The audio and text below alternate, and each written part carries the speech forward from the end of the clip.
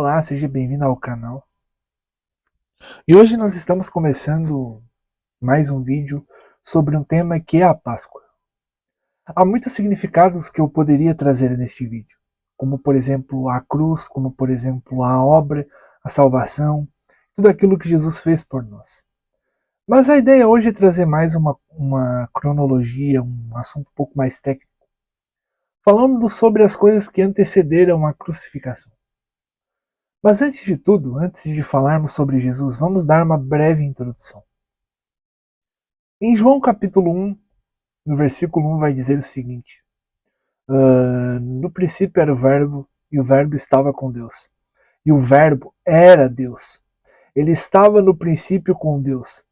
Todas as coisas foram feitas por ele, e sem ele, nada do que foi feito se fez. Nele estava a vida, e a vida era a luz dos homens. E a luz resplandece nas trevas, e as trevas não a compreenderam.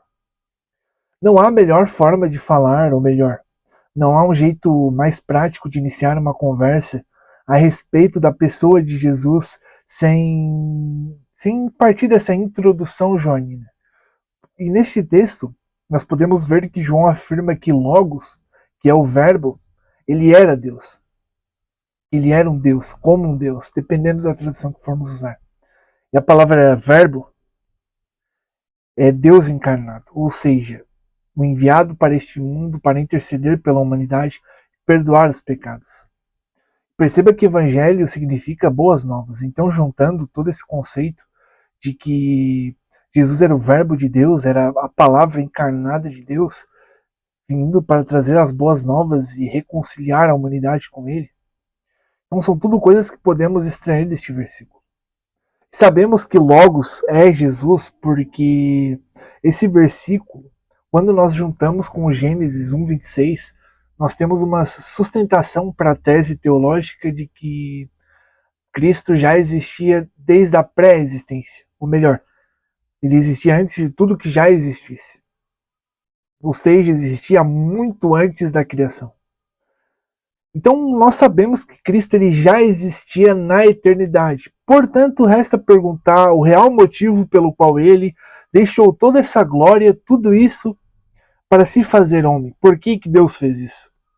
Jesus Cristo assumir uma natureza humana, ele assumiu a natureza humana simplesmente para purificá-la do pecado original. Em resumo, é isso. Porque com o pecado de Adão, eu e você, toda a humanidade foi destituída da glória. E sendo assim, nos tornamos inimigos de Deus. Então Cristo ele veio, ele se fez homem para nos reconciliar com Cristo. Perdão, com Deus. E ele se submeteu à escravidão, ou seja, ele se submeteu na condição de servo.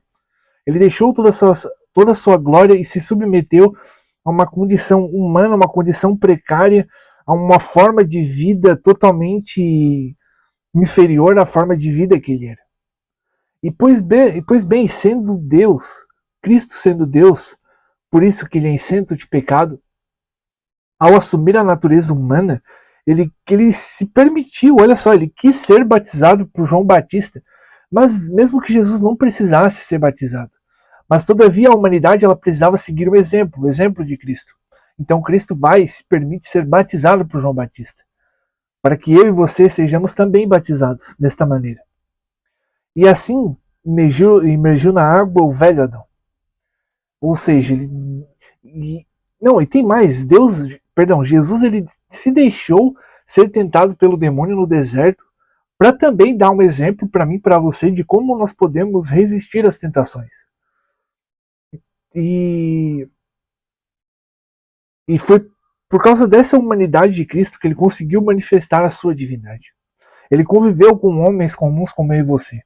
Ele pregou, ele fez milagres, ele fez tantas coisas. E note, tipo, no ministério de Jesus, primeiramente, ele prega aos judeus por serem o quê? Um povo que é mais próximo de Deus pela fé. Ou seja, porque eles possuem uma fé monoteísta, uma fé de um único Deus. Então, por meio deles, por meio dos judeus, ele transmitiria a sua doutrina, ou melhor, ele passou a transmitir a sua doutrina para os gentios, que somos eu e você. Então, e é curioso, porque o ministério de Jesus ele não vai se limitar aos judeus, porque temos uma expressão que ele curou tipo pagãos ali, ele curou a filha de uma cananeia, ele curou o servo do centurião romano, e o centurião romano nem era judeu, ele veio de uma cultura politeísta, então ele podia ter inúmeras crenças, inúmeras coisas em sua mente, mas mesmo assim ele conseguiu, ele creu, ele teve fé que Jesus podia curar o servo dele à distância, coisa que tipo em Israel na época não se encontrou isso. Então note que são muitos aspectos sobre a vida de Jesus. E toda essa atividade foi. Toda essa atividade é um pouco complicado de dizer a palavra atividade. Mas todo esse ministério foi para mostrar aos homens, eu e você, para nos instruir no geral, como exercer a autoridade de Deus. E é curioso, porque essas atitudes deles forçaram, ou melhor, né, essas atitudes dele cutucaram a autoridade judaica que queriam lhe matar de qualquer forma. E é curioso, porque Tomás de Aquino vai dizer que essas autoridades judaicas, elas enxergavam os sinais, elas entendiam que Jesus era a profecia de Zacarias, como nós vemos em Domingo de Ramos, mas mesmo assim, por puro ódio, por pura inveja, por uma obra maligna de Satanás, eles deturparam as palavras de Jesus e ainda não acreditaram nele, ou não conseguiam crer em sua, não conseguiam crer na completude, ou melhor, não conseguiam crer de forma completa que Jesus era o Filho de Deus. E a profecia de Isaías sobre o servo sofredor, ela aponta diretamente para a crucificação de Jesus. Então tudo aquilo que é descrito nesse capítulo, assim, o capítulo 53 de Isaías, se cumpriu. Então outro ponto que vamos trazer nessa introdução é que os escritos de Isaías ocorreram 750 anos antes do nascimento de Cristo. E tem outra. Davi, no Salmos 22, ele também menciona Cristo, que foi escrito 1000 anos antes do nascimento de Cristo. Então, assim, todo o Antigo Testamento apontava para Jesus.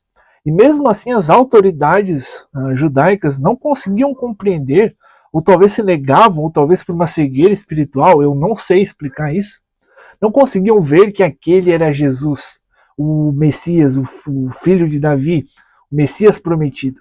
Queria trazer a salvação para Israel. Mas muito disso é porque acreditavam que talvez eles acreditassem na palavra de uma forma completamente diferente, não da maneira como Jesus veio. Domingo de Ramos, ela é uma data onde celebra o que? A chegada de Jesus e de seus discípulos a Jerusalém para celebrar a Páscoa, após uma longa jornada. Então, a chegada da cidade, a chegada de Jesus na cidade, ela é denominada como a entrada triunfal, porque foi assim que as multidões clamavam, dizendo: louvado seja o rei que vem em nome do Senhor, Hosana, filho de Davi. E tudo isso enquanto jogavam ramos, enquanto colocavam os seus mantos no caminho para que Jesus passasse. Entretanto, nós temos a seguinte pergunta: por que Jesus ele recebeu esse tratamento real? Porque, como eu disse anteriormente, os profetas de Israel falavam sobre um rei que viria montado em uma jumenta, ou melhor, ele viria na cidade santa e iria trazer justiça para Israel, justiça e paz. E quando as multidões veem Jesus no jumento, parecem pensar que Jesus é o rei prometido por Deus, o tão esperado Messias que iria resgatar Israel e estabelecer o reino de Deus na terra. Mas Jesus não era o rei que muitos esperavam. Eles esperavam que esse rei honraria o templo e seus poderosos líderes. Mas a gente vê que Jesus criticou essa galera toda. Ele criticou os sistemas do templo e ele também ele faz uma predição que aquele templo iria cair, não iria sobrar pedra sobre pedra. E muitos outros esperavam que Jesus liderasse de uma forma revoltante, uma revolta armada mesmo, uma revolta militar. Porque havia muitos falsos messias nos anos anteriores, que vai estar no livro Zelota, Vida e Obra de Jesus, do Reza Aslan, uma coisa assim. Esse autor ele vai trazer que ali nas décadas antes de Jesus houve muitas revoltas e muitos falsos messias tentando criar uma revolução e libertar Israel de Roma. Só que não deu tão certo, porque muitos acabaram em mortes, em massacres. Não foi algo pacífico como Jesus fez. Pois bem, então nós temos um contraste, porque Jesus ele vai vir montado num jumento, cheio de amor, de paciência, de uma forma pacífica e não como eles esperavam. E ele ainda vai chocar mais a galera quando diz que o reino de Deus não pertence à elite e aos poderosos, mas àqueles pobres e excluídos, pobres de coração, excluídos da sociedade, por aí vai. Porque o reino de Deus é um reino onde reina o amor. O amor a Deus e o amor ao próximo, incluindo aos inimigos. Então é uma coisa completamente diferente do que eles esperavam. Pois bem, esse foi o Domingo de Ramos. E quando encontramos na segunda-feira, ou no dia seguinte, porque não há uma cronologia certa quanto a isso. Eu estou apenas colocando alguns eventos que aconteceram antes da crucificação. Pois bem, posteriormente Jesus vai amaldiçoar a figueira, vai expor a corrupção do templo, lá descrita em Mateus 21, do 17 ao 22, Lucas 19, do 45 ao 48, e Marcos 11, do 15 ao 26. Vão descrever o Jesus expondo a corrupção que existe no templo. E são momentos que você vê a insatisfação de Deus com os líderes que eram respeitados em Israel. E o povo obviamente ele ficou chocado com Jesus. Inclusive no filme The Chosen que a gente foi assistir essa semana, nós vemos uma cena que Jesus no templo ele pega um chicote, claro que ali é uma questão, digamos assim, artística, né, para expor a história. Mas é interessante que ele derruba as barracas, ele, tipo, e a galera fica, meu Deus, o que tá acontecendo? E ele tá lá. Mas é engraçado porque ele tá com um chicote, daí parece que é o Beto Carreiro. Mas enfim, o filme é bom, inclusive. Agora você imagina Jesus nessa cena, num mercado movimentado, num lugar onde o campo ali ele era para adoração. Mas a galera, tipo, transformou isso de uma forma comercial. Tipo, só queria tratar do comércio ali, não havia espaço para orações. Por mais que, claro, havia uma margem na lei mosaica, onde poderiam comprar coisas no templo. Por quê? Porque haviam judeus que vinham do norte da Líbia, do norte da África, do Egito, de lugares longes que muitas vezes não daria para trazer um cordeiro cevado. Obviamente, chegando ali em Israel, ou melhor, em Jerusalém, ele poderia adquirir a sua oferta, seu sacrifício e, enfim, adorar a Deus. Mas o que indigna Jesus é que a galera transformou tudo em câmbio, tudo em comércio, e o propósito real do campo, que é o pátio dos gentios, inclusive, não estava mais servindo para adoração. Praticamente era um mercado a céu aberto.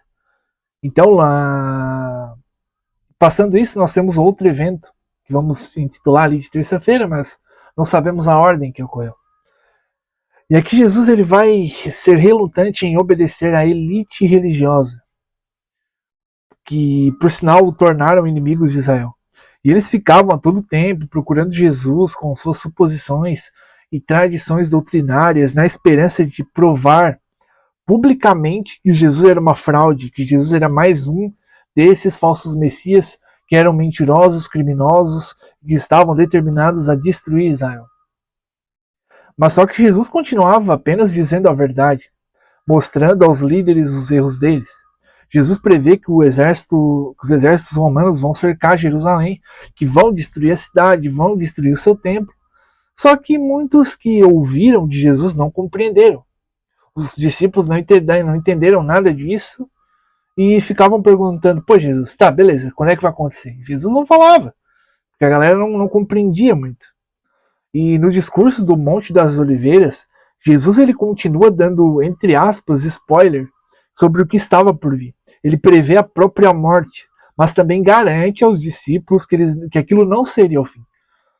Que ele iria ressuscitar e que continuaria a viver após a morte, antes de finalmente retornar plenamente ao Pai. Jesus adverte para os discípulos contra confiar em pessoas que dizem conhecer os sinais dos fins dos tempos. Ele faz um alerta aos falsos profetas. Enfim, ele vai dando sinais do que está para acontecer. E muitos dos discípulos não conseguiram compreender isso.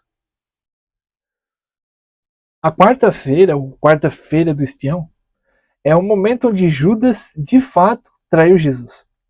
porque ali ele já estava disposto em seu coração a querer trair Jesus. E obviamente os líderes de Israel, que já queriam matá-lo, agarraram a oportunidade em troca de dar 30 moedas de prata. E opa, Judas vai ser o espião, então bora. Mas o que levou a Judas a trair Jesus? Porque todos os discípulos estavam sobre a mesma pressão que Judas. Todos conviveram 3 anos com Jesus, todos estiveram sobre a mira de Satanás independente, mas ainda assim ele foi lá e traiu. Marcos, Mateus, Lucas, eles vão citar a ganância como fator motivacional da decisão de Judas. Mas pode ter acontecido uma infinidade de coisas, a gente não sabe. E claro que agora é uma questão mais interpretativa de historiadores, não está na Bíblia, mas a gente usa da história para tentar complementar alguns fatos. Judas Iscariotes ele é como um jogo de palavras, pelo menos o nome dele, que refere aos sicários, ou uma tradução literal, homens das adagas. É um grupo de fanáticos que houve na época que queriam derrubar a ocupação romana a qualquer momento. É porque a Bíblia não relata, mas a época foi bastante violenta. Teve muitos dissidentes, é porque assim, pensa, você é um povo que está sendo dominado por outro, é natural que surja rebeliões, é natural que surja grupos terroristas, grupos que não querem a dominação romana, e por etc, etc.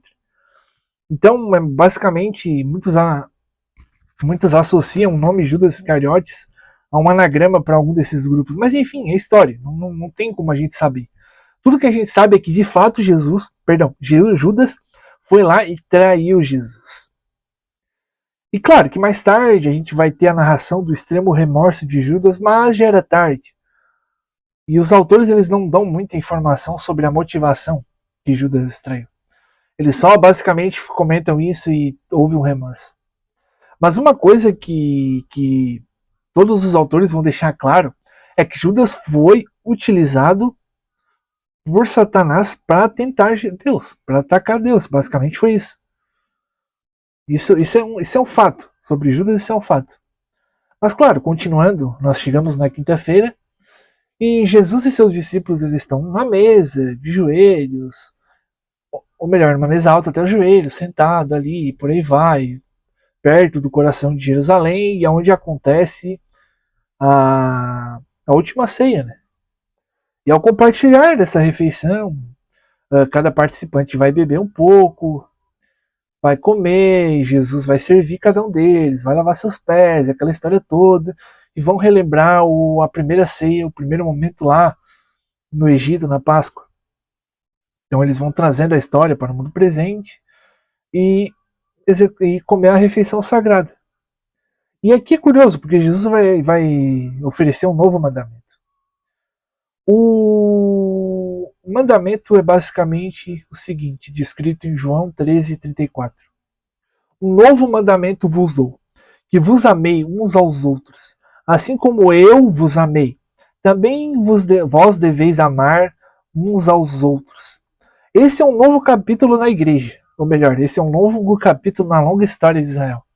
Ele os convida para comer e para beber, ele instrui, ele dá um novo mandamento, e ele não nega os antigos mandamentos. Ele basicamente resume os antigos mandamentos em 2, que é ame a Deus sobre todas as coisas e ame ao próximo como a ti mesmo. Somos seres que são feitos para amar, para perdoar, para ser perdoado e por aí vai.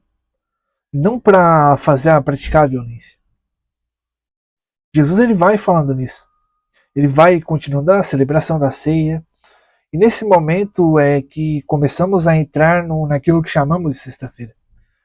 Porque na sexta-feira santa vai... Porque assim, na quinta-feira, que entre aspas, Deus dá... Ou melhor, Jesus ele dá bastante alerta, bastante conselho, fica um clima pesado, porque se você vê no filme The Chosen, claro que é uma obra cinematográfica, você vê que fica um pouco mais pesado o clima, as formas como os personagens interpretam e por aí vai. Só que continuando, a gente entra na sexta-feira.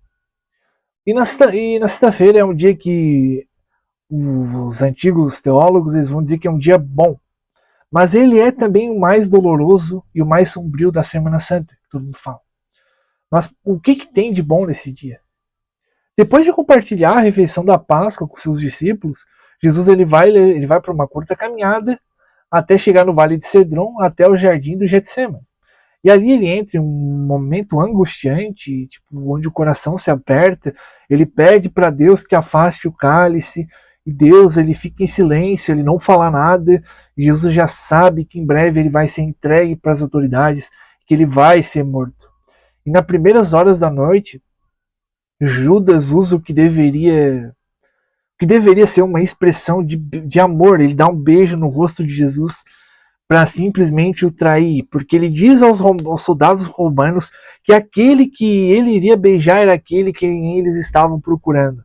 E depois de fazê-lo, nós temos todo aquele drama, e Pedro corta a orelha, e vai e vem, e Deus vai lá, cura a orelha do cara, e dá uma loucurada toda, e ainda Jesus ele é levado sobre custódia. E, tipo, e homens poderosos eles vão usar do engano, da mentira, para declarar Jesus culpado e condená-lo à morte. Mas aí, mesmo assim, Jesus vai amar cada um deles, porque ele já está indo a caminho da cruz. E mesmo aqueles que o desejavam prejudicá-lo, em vez de Jesus revidar, ele permanece em silêncio durante toda a acusação. É curioso porque uma ordem de Jesus poderia vir os anjos lá e descer a espada em todo mundo, não ia sobrar absolutamente nada. Todo mundo ali poderia ser fulminado, mas não. Jesus ele se deixa entregar de forma voluntária, tipo, e ele ainda vai falar lá em Lucas 23:34, Pai, perdoa-lhes porque eles não sabem o que fazem. Então esse amor inquebrantável de Deus por cada um ser humano, incluindo os inimigos, ele brilha intensamente nesse dia que nós chamamos de Sexta-feira Santa. E é curioso que no sábado ainda ele é marcado por uma escuridão e pela espera. Que é o quê? Um luto sem nenhuma esperança.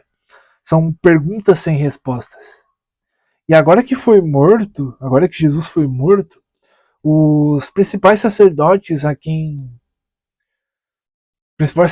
e fariseus a quem querem que o túmulo de Jesus seja protegido por pelo menos 3 dias, porque a crença judaica acredita que durante 3 dias a alma fica em torno do corpo e ainda pode retornar. E Pôncio Pilatos vai lá e ordena que os guardas protejam o túmulo. Pois bem, eles também rolaram uma pedra ali para selar, etc, etc.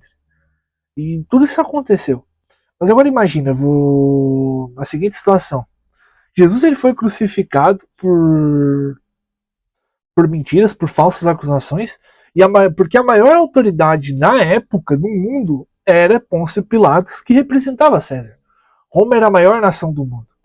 César era a maior autoridade do mundo. Pôncio Pilatos representava César na Galileia. Portanto, ele era a maior autoridade de toda aquela terra. Então, a maior autoridade humana chega, olha para Jesus e fala: pô, esse cara é inocente. E nós temos toda aquela trama, tudo ali que envolve. Pois bem, mas agora mudando um pouco de assunto, imaginem que eu e você sejamos um dos primeiros seguidores de Jesus. Nós esperamos o Messias a vida toda, e quando encontramos Jesus, basicamente ele é morto. Nós acreditamos que Jesus é o Messias, mas ele é morto, porque ele não veio da maneira como acreditamos. Então, assim, eu vi que ele vai ressuscitar, é um pouco difícil. E, tipo assim, eles viram Lázaro ser ressuscitado, eles viram, tipo, a filha de Jairo ser ressuscitada. Então, assim, naturalmente era para algo que é algo que eles acreditam, é algo fácil de acreditar que vai acontecer. Mas ainda assim eles ficavam, enfim, com dúvidas, com medo e por aí vai. E essa recém-esperança no Messias havia sido apagado com a crucificação. Então chegamos ao domingo, porque a morte ela não é o fim da história para Jesus. Como primogênito da nova criação e herdeiro de todas as coisas, ele está demonstrando para a humanidade que a morte não é o fim, que é um começo, ela é parte de um processo para a vida futura, ou melhor, para a vida na eternidade. É uma parte brutal e muito misteriosa na nossa história, mas à luz de Cristo podemos crer que a vida termina na morte terrena, ou melhor, que a vida eterna começa na morte terrena. E o amor de Deus ele vai nos sustentar. E a morte ele acaba perdendo o seu poder sobre nós. Porque diante da ressurreição de Jesus, ela acaba sendo algo vencido. A morte ela é vencida nisso. E essa é a vida que celebramos neste domingo de Páscoa, que é a vida de Jesus. Então foram 3 dias após a execução de Jesus que 2 mulheres entre seus discípulos descobrem que a pedra havia sido removida e que o corpo de seu Senhor já não estava mais lá. No entanto, o anjo havia dito que Jesus estava vivo, indo para o norte, e planejava encontrar seus discípulos na Galileia. Depois disso, nós vimos toda a história, que Jesus vai atrás de cada um, vai buscando, prova para Tomé, Tomé toca ali nas feridas dele, passa a acreditar, e depois disso ele diz depois dele juntar seus discípulos novamente, e eles acabam tendo uma nova vida, porque ali de fato tudo mudou. Você vê que Pedro mudou, você vê que os discípulos, eles têm uma visão diferente. E após isso, Jesus ele vai, antes de ir para os céus, ele espalha seus discípulos por toda a terra para espalhar as boas novas, para pregar aquilo que ele os ensinou, para espalhar o amor e o verdadeiro sentido da magia da cruz. Ou melhor, o verdadeiro sentido da obra na cruz. Então, basicamente, esse é o resumo do que temos sobre a Semana Santa, sobre os acontecimentos que antecederam a crucificação. Depois da crucificação, Jesus ele é levado aos céus, seus discípulos espalham a palavra de amor por toda Roma e, consequentemente, chegou até nós nos dias de hoje. E todos nós vamos um dia entrar neste reino de Deus graças à morte de Cristo, porque fomos restituídos da glória. Na verdade, fomos destituídos da glória, mas a morte de Deus mas a morte de Jesus nos reconciliou com Cristo. A morte de Cristo nos reconciliou com Deus. E essa reconciliação nos trouxe grandes promessas, como vida eterna, como a própria salvação e por aí vai. Então, antes de mais nada, reflita um pouco sobre essa data que, para muitos, é uma data onde você compra ovos de chocolate e é só isso.